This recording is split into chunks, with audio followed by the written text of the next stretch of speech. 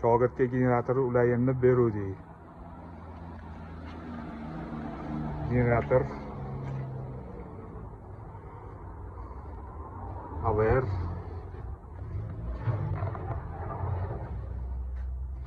ya miyalarni o'zimiz ulaymiz. Bu generatordan keldi.